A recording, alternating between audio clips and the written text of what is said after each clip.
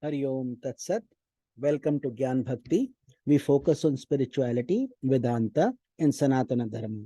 Please subscribe our channel for mystical meanings of the scriptures and daily satsang. Our humble prostrations to the all-pervading Brahman, our worshipful Guruji, Swami Jyotirmayananda Ji Maharaj, all sages and scriptures, and to the divinity in each of you. We are currently exploring the scripture Mysticism of Mahabharata. Commentaries by Sri Swami Jyotirmayananda Ji and narrated by myself, Swami Nikhilananda. So let's get started. We are on the episode of the departure of Krishna. One day, towards the end of the visit, Durvasa demanded that Krishna smear rice pudding all over his body, and Krishna did so. However, he inadvertently forgot to besmear the soles of his feet.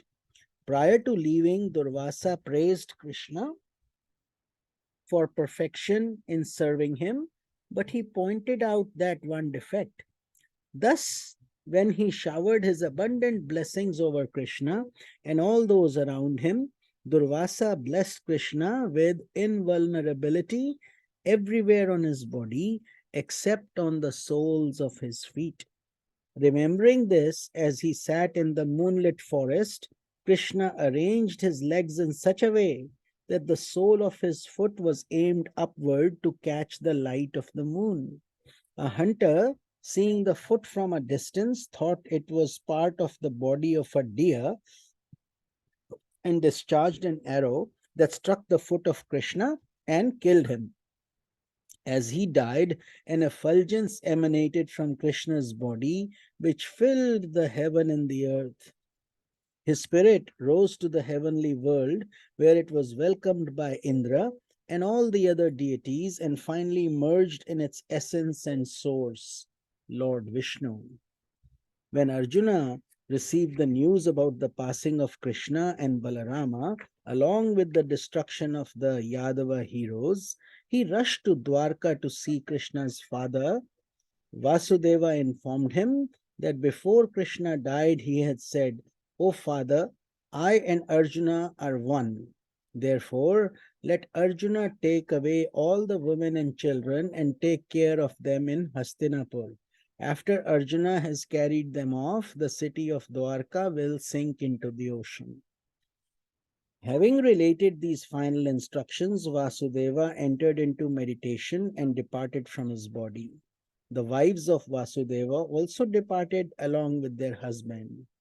Although grief-stricken about all that had transpired, Arjuna performed the death rites for Krishna's family and then hurried to remove all the remaining inhabitants of Dwarka.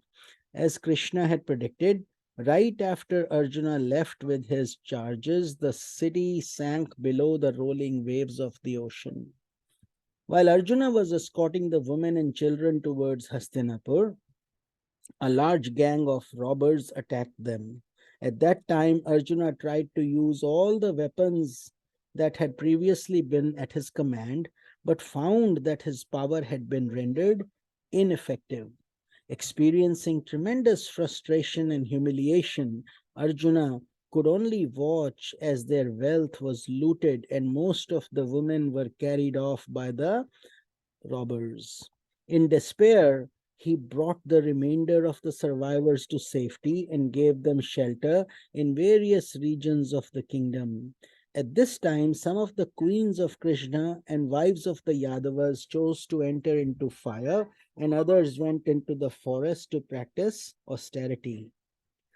Understanding the death of Krishna and his relatives requires subtle mystic insight. A recurrent theme in the Mahabharata is that the world is like a stage. Whether enlightened or not, we are involved in a drama, and yet at all times our inner spirit is unaffected by the roles we play. We have played many roles from embodiment to embodiment, and this will continue until we discover our essential nature, thus terminating the drama of the world process forever. In the Mahabharata, this is illustrated in an imaginative way as gods and demons are shown to be playing various roles through the personalities of the great figures of the time. For example, Dhritarashtra was an incarnation of a Gandharva, a being from a celestial realm. Bhishma was one of the Vasus, and Vidura and Yudhishthira were incarnations of Dharma Raja. Arjuna and Krishna were incarnations of the ancient sages Nar and Narayan, the twin aspects of Lord Vishnu. Bhima was a manifestation of the wind god, and Nakul and Sahadev were manifestations of the Ashwini Kumaras.